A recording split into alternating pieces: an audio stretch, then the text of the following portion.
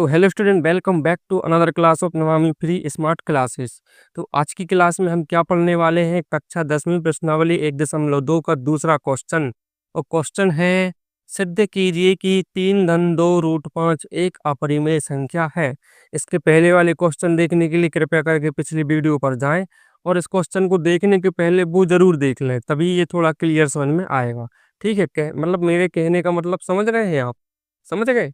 समझदार हो गए आप। ठीक है, तो हमें ये सिद्ध करना है कि 3 धन 2 रूट 5 एक अपरिमेय संख्या है।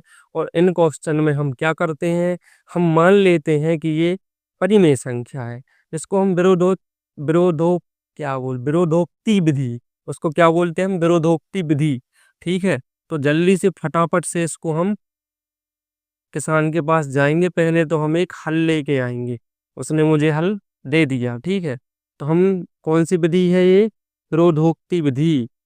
ठीक है, ये लिख दिया मैंने, विरोधोक्ति विधि। ठीक है, तो सबसे पहले हमें क्या सिद्ध करना है कि 3 धन 2 रूट 5 एक अपरिमेय संख्या है। तो सबसे पहले हम सिद्ध कर देंगे कि मान मान लेंगे कि ये एक परिमेय संख्या है। तो हम यहाँ पर क्या लिखेंगे कि माना। ठीक है बबुआ, तो हमने क्या लिख दिया? माना 3 धन 2 रूट 5 एक परिमेय संख्या है। वो परिमेय संख्या है तो सीधी सी बात, इसको हम पी बटे क्यू के रूप में व्यक्त कर सकते हैं। तो इसलिए 3 धन 2 रूट 5 इसको हम लिख सकते हैं पी बटे क्यू। बिल्कुल लिख सकते हैं, इसमें कोई गलती तो ना ही। लिख दिया हमने भाई, जब ये परिमेय है तो पी बटे क्यू के रूप में होनी चाहिए। 3 को कर दो पक्षांतर। ठीक है, ये धन का है तो काय का हो जाएगा उस साइड। अब देखो, किसी चीज का नहीं है तो धन का ही होता है। ठीक है, पक्षांतर कर देंगे उस साइड जाएगा तो काय का हो जाएगा? ऋण का।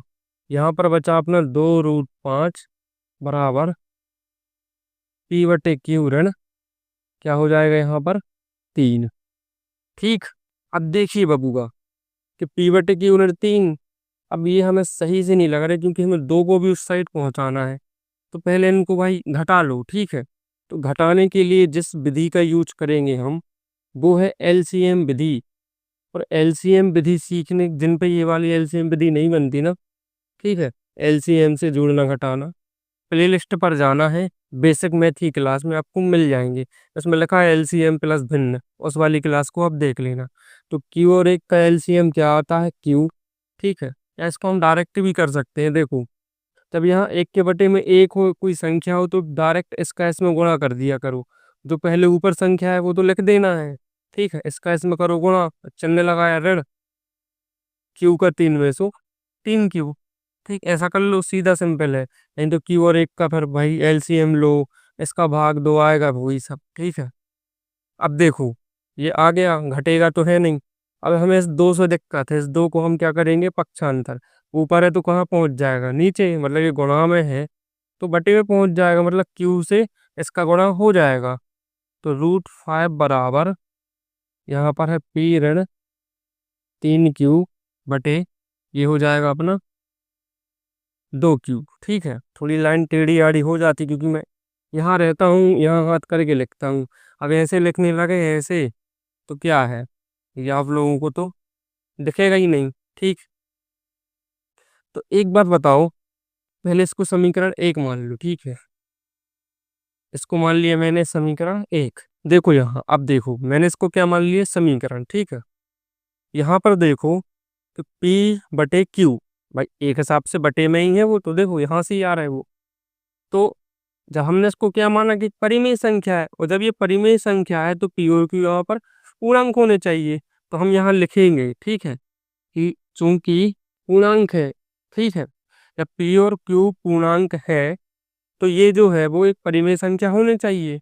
इसलिए P ऋण 3Q बटे Q बना है। ठीक है, बटे 2Q, ये क्या होगी? एक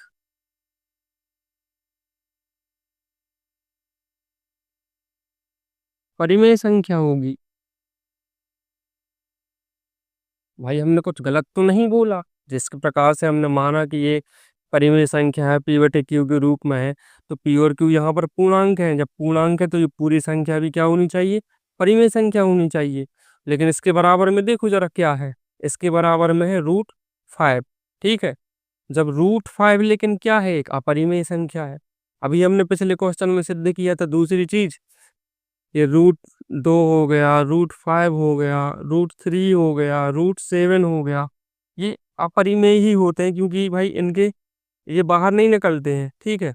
तो अब यहाँ पर एक चीज नोटिस करने वाली ये है कि ऐसा हो सकता है कि क्या कि ये जो इस साइड है वो अपरिमेय है, उसके बराबर वो परिमेय है, ठीक है। अब इसको सिद्ध नहीं करने लगना, नहीं सोचो कि हम इसको पहले सिद्ध, वो हम एक क्वेश्चन में कर चुके हैं। जब बोले कि इसको सिद्ध भी करो तो हम करेंगे, नहीं तो वो तो अपरिमेय है ही, ठीक है। थोड़ी ना उसको सिद्ध, नहीं तो इसको सिद्ध करने बैठ जाओ कि भाई इसको भी हम फिर से पहला क्वेश्चन ऐसा सिद्ध कर दें फिर ये करें, तो ये गलत है, ठीक। हमें सिर्फ इसको सिद्ध करना है। ये तो पहले से है कि ये अपरिमेय है। अब एक अपरिमेय है और सामने परिमेय है, ये तो गलत बात है भाई। अपरिमेय के सामने अपरिमेय होना चाहिए। मतलब यहाँ पर क्या हो रहा है, विरोधाभास उत्पन्न हो रहा है। तो अतः है, यहाँ में लिखना पड़ेगा, थोड़ा मैं यहाँ लिख देता हूँ इस साइड। तो यहाँ लिखेंगे हम, चूंकि √5 एक अपरिमेय संख्या है, ठीक है। अब ये एक परिमेय है और √5 एक अपरिमेय संख्या है, तो इसलिए इसमें विरोधाभास उत्पन्न हो रहा है। थोड़ा सा आप सुनते जाओ, अगर समझ में ना आए क्या लिखा है। हमने क्या लिखा, यहाँ शुरू से देखो, यहाँ पर पी और क्यू पूर्णांक है। क्यों है, क्योंकि हमने इसको परिमेय माना था। जब पी और क्यू पूर्णांक है तो ये पूरी जो है ये संख्या परिमेय होनी चाहिए, इसलिए P-3Q/2Q क्या होनी चाहिए, परिमेय संख्या होनी चाहिए। किंतु हमने देखा सामने, कि सामने तो √5 विराजमान है, √5 तो पता ही है कि वो अपरिमेय है, ठीक है। लेकिन हमने क्या बोला फिर यहाँ पर कि √5 तो एक अपरिमेय है। तो क्या कभी अपरिमेय और परिमेय बराबर हो सकते हैं, नहीं हो सकते। तो यहाँ पर क्या उत्पन्न हो रहा है, विरोधाभास। तो इसमें विरोधाभास उत्पन्न हो रहा है, इसलिए जो हमारी कल्पना थी वो गलत है। यहाँ हम लिखेंगे वो लाइन, इसलिए थोड़ा राइटिंग सही नहीं आएगी। हमारी कल्पना गलत है,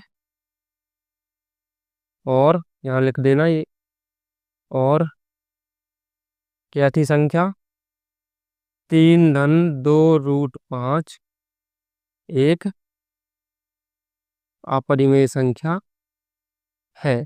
और यहाँ लिख देना है इति सिद्धम, ठीक है। तो इस तरीके से इसको सॉल्व करना है। अगर ये समझ में नहीं आ रहा, मैं एक बार पढ़ के बता देता हूँ, ठीक। हमने क्या लिखा है, हमारी कल्पना गलत है और 3 धन 2 √5 एक अपरिमेय संख्या है, और यह हमें सिद्ध करना था और ये सिद्ध हो चुका है। तो जल्दी से इसका स्क्रीनशॉट मार दीजिए, हो गया होगा।